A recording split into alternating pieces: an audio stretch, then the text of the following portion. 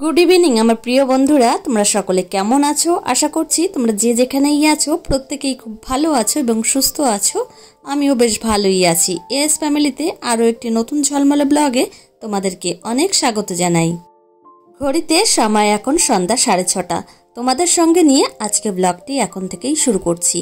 রান্নাঘরে এসেছি প্রায় অনেকক্ষণ আগেই, এসে চা বসিয়ে দিয়েছি। সেই সঙ্গে তোমাদের দাদা ভাই বিকালবেলা এই জিনিসগুলো নিয়ে এসেছে।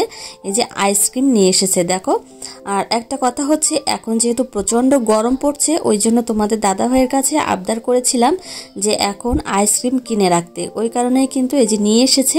সেই সঙ্গে ভিডিওর প্রথমেই দেখিয়েছি গোবিন্দভোগ চাল নিয়ে এসেছে আর মিষ্টি নিয়ে এসেছে, কালোজাম মিষ্টি। অনেক দিন ধরে খেতে ইচ্ছা করছিল, ওই কারণেই কিন্তু আনতে বলেছিলাম। তো এদিকে দেখো, তোমাদের সঙ্গে গল্প করতে করতে এদিকে চাটা হয়ে গেছে। বাবাকে প্রথম দিয়ে এসেছি, এখন আমাদের জন্য এই যে চা করে নিচ্ছি। বাবা তো চিনি খায় না, বাবা তো এমনি লবণ দিয়েই চা খায়। আর এদিকে আমাদের জন্য চিনি দিয়ে এই যে চা বানানো হয়ে গেছে। এখন ঘরে দিয়ে আসবো তোমাদের দাদা ভাইকে, সেই সঙ্গে আমার শাশুড়ি মাকেও। দুদিন ধরে কেক বানানো শিখেছি। তো কেক তো বানানো শিখেছি, কিন্তু কেক বানাতে যেসব উপকরণগুলো লাগে, যেসব মেশিনপত্র, তারপর অনেক জিনিস লাগে, সেগুলো কিনতে হবে, তারপরেই কিন্তু নিজে হাতে কেক বানাতে পারবো। তো এদিকে আমরা কেক বানিয়েছিলাম, তার প্রত্যেকটা থেকে আমাদের একটু একটু করে প্রত্যেকজনকেই দিয়েছিল। তো এইভাবে ফ্রিজে ছিল, ওই জন্য তোমাদের দাদা ভাইকে এখন দেব। সকালে দিতে চেয়েছিলাম, খাইনি, ওই জন্য বললো বিকালে দিতে। আর আমি সোমবারে খাই না, কেননা কেকের মধ্যে ডিম রয়েছে, ওই কারণেই কিন্তু কেকটা রয়ে গেছে। এদিকে তোমাদের দাদাভাই তো মিষ্টি নিয়ে এসেছে, তোমাদের দাদাভাইকে এই যে দিচ্ছি। সন্ধ্যার সময় রান্নাঘরে যে সমস্ত কাজবাজ থাকে সেইগুলো কিন্তু করা হয়ে গেছে। এদিকে চলে এসেছি আমার ঘরে। তো সন্ধ্যার সময় 2-3 ঘন্টা কিন্তু হাতে সময় পাই। এই সময়টাই কিন্তু ঘরটাও আমি সুন্দরভাবে গুছিয়ে রাখি। তো এসে দেখলাম মাম্মাম বিছানার উপর টয়লেট করে দিয়েছে। ওই কারণেই কিন্তু এই যে বিছানা চাদরটা চেঞ্জ করে নিলাম, আর এখন সুন্দরভাবে সাজিয়ে গুছিয়ে রাখছি। কতক্ষণ থাকবে সেটাই ব্যাপার, কিন্তু গুছিয়ে রাখছি। আর একটা কথা হচ্ছে কি, বিছানা চাদর একটা থেকে 2 বা 3টে 4টে থাকলে বেশ সুবিধা হয়, একটার পর একটা পাতা হয়। আর আরেকটা কথা, বিছানা চাদর কিন্তু কালারটাও বেশ ভালো থাকে অনেকদিন পর পর পাতলে। আর 2টো বিছানা চাদর হলে একটার পর একটা পাততে থাকলে বিছানা চাদরগুলো কালার নষ্ট হয়ে যায়। তো এদিকে মাম্মামকে কিন্তু আমি টিভিটা অন করে দিয়েছি। ঘরের কাজকর্ম যখনই করি তখন কিন্তু মাম্মাম আমার কাছেই চলে আসে।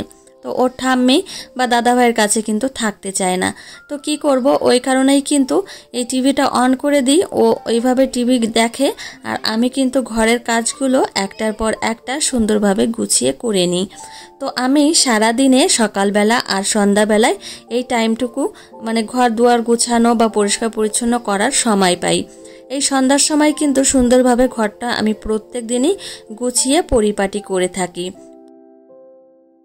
এক একটা পরিবারের গৃহবধূদের কাজকর্ম কিন্তু এক এক রকম হয়, তাদের কিন্তু কাজকর্মর সময়ও আলাদা হয়। তো আমার সময় কিন্তু এই সন্ধ্যা আর সকালের দিকে কিন্তু আমি অনেকটা সময় পাই। সকালে কিন্তু ব্যস্ততা থাকে, তার মধ্যেও কিন্তু ঘরটা সুন্দরভাবে গুছিয়ে ফেলতে পারি। তো এদিকে দেখো মাম্মাম এই যে ছোটাছুটি করছে, খাটের উপর থাকে। আর তোমাদের দাদাভাই বলে যে এইভাবে ছোটাছুটি করে খাটটা মনে হয় খুলে বাইরে ফেলে দিই আর নিচেই ঘুমোই, এমনটা তোমাদের দাদাভাই বলে।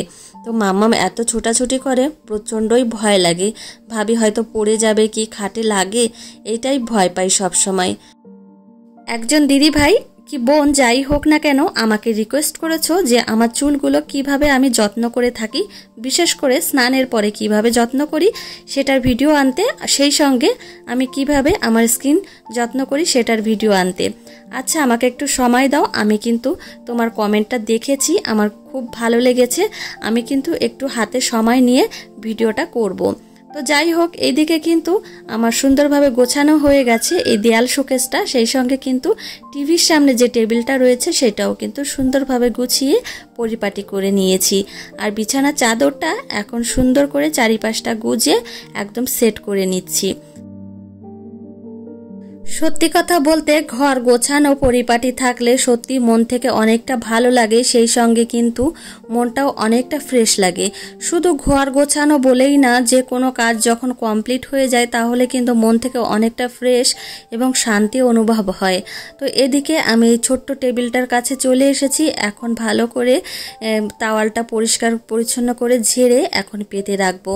তো তেমন একটা নোংরা হয় না, প্রত্যেক দিন যেহেতু পরিষ্কার করে রাখি ওই কারণেই। তো এই যে এখন এই ফলের ঝুড়িটা রাখবো। আর এই যে দেখো, এটা দেখতে পাচ্ছ একটা বক্স মতো, এটা খেজুর এনেছে তোমাদের দাদাভাই কিনে মাম্মামকে খাওয়ানোর জন্য। আমার ঘরে ঝুড়িতে সবসময় কিন্তু ফল থাকে, কিন্তু আজকে তেমন ঝুড়িতে ফল নেই। আসল কথা, মাম্মামকে এই দুদিন ধরে ফল খাওয়াচ্ছি না। মাম্মামের পেটে একটু সমস্যা হয়েছে, ডক্টর দেখিয়েছি।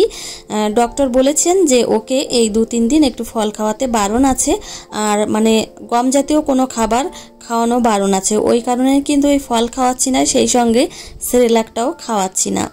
তো যাই হোক, ওইদিকে গোছানো পরিপাটি করা হয়ে গেছে, এদিকে চলে এসেছি আলনাটা গোছাতে। সন্ধ্যার সময় এই আলনা টালনা সব কিছুই কিন্তু একদম গুছিয়ে পরিপাটি করে নিই, যেহেতু দুপুরবেলা যে জামা কাপড়গুলো শুকায়, বিশেষ করে এই সন্ধ্যার সময় জামা কাপড়গুলো ভাঁজ করে একদম সুন্দর করে রাখি।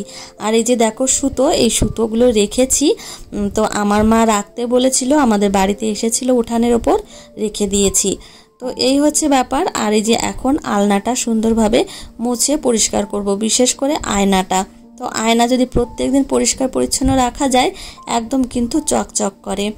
তো এদিকে সুন্দর করে গোছানো হয়ে গেছে। এখন আমি এই যে বিছানা চাদর এই পাশ দিয়ে গুজে দিচ্ছি, সেই সঙ্গে কিন্তু চারিপাশ দিয়ে একদম সেট করে দেব। মাঝে মাঝে এই সংসার নামক চার দেওয়ালের মাঝে থাকতে থাকতে এক অজানা কারণেই কিন্তু মনটা একদম মনমরা হয়ে যায়।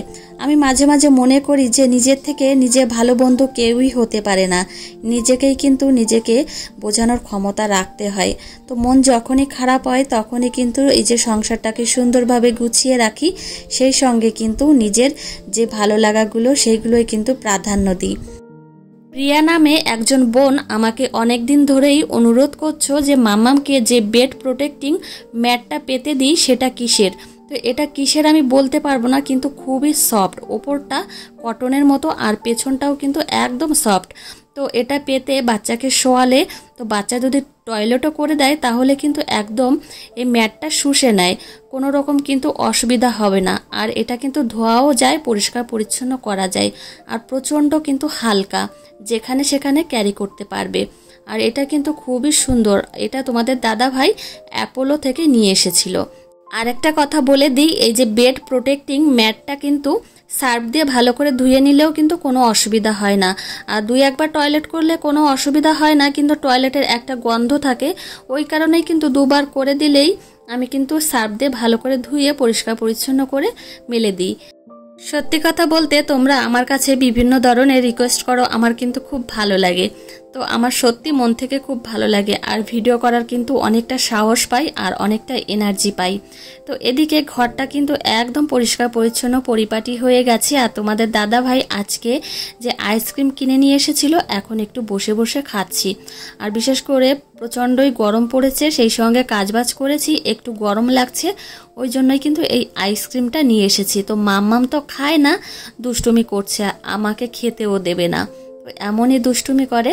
তো যাই হোক, এখন একটু খেয়ে আধ ঘন্টা রেস্ট করে যাব রান্নাঘরে। জামা কাপড় ছেড়ে চলে এসেছি রান্নাঘরে, এখন কিন্তু রান্না বসিয়ে দিয়েছি। আর এই যে ভাত বসিয়ে দিয়েছি প্রেসার কুকারে, সেই সঙ্গে কিন্তু দুধ ঝাল হচ্ছে, আর আজকে রুটি বানাবো। তো এই হচ্ছে রাতের রান্না বান্না।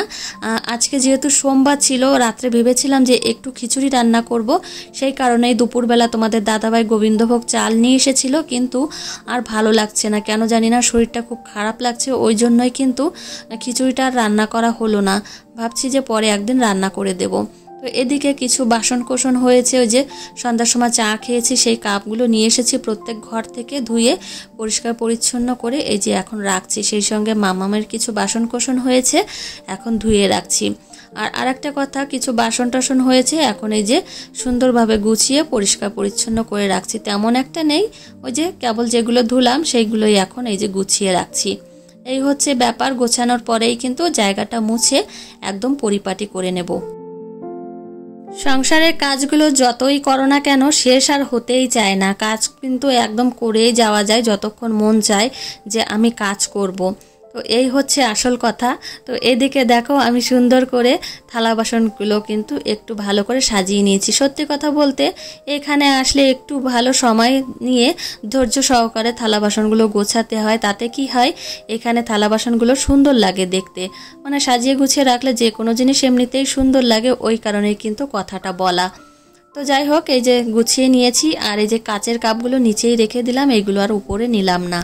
তো চলো আমার প্রিয় বন্ধুরা, আজকে ব্লগটি এখানেই শেষ করছি। তোমাদের কেমন লেগেছে অবশ্যই জানিও। ভালো লাগলে একটা লাইক করো, আর দেখা হবে নেক্সট ব্লগে। গুড নাইট বন্ধুরা, টাটা।